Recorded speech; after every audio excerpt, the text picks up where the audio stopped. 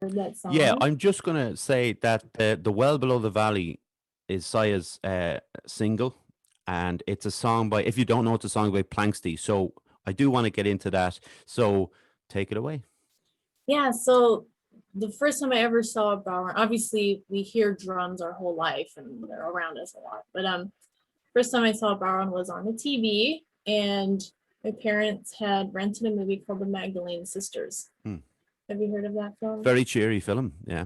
Yeah, so I was like 11 years old. Oh man. And they rented it.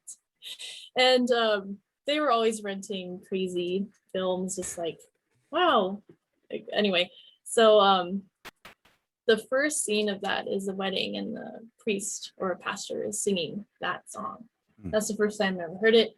And of course, Irish music had been around me. You know, it's so ubiquitous around the world. So I grew up hearing it, but that was the first time I heard it in a different way.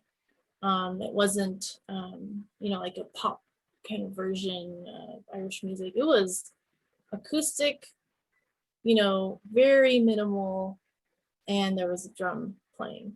And something about it just went straight to my heart, like right into my soul. And I think because it sounds so ancient that way, and the way that man was singing, I think his name is Sean Mackin.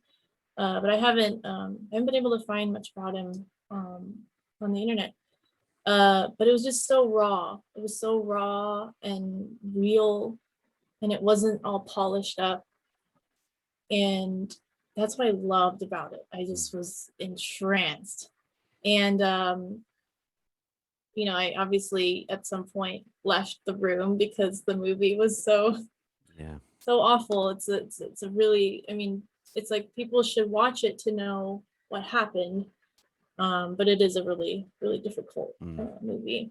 And you know, but that's actually where I first heard the bodhrán, and I just heard this, you know, it's called The Drum of Many Voices. And so that's what really attracted me as well, is something that was so ancient, and it just calls back hundreds of years back to me. But that's where I first heard the bodhrán, and I mainly heard, you know, learned from him playing it, and he plays in his own unique way where, like you said, it's not really like hammering on the whole time.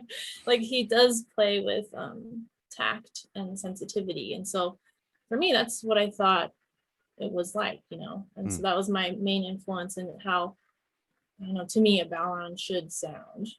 But that was my biggest influence in terms of that instrument.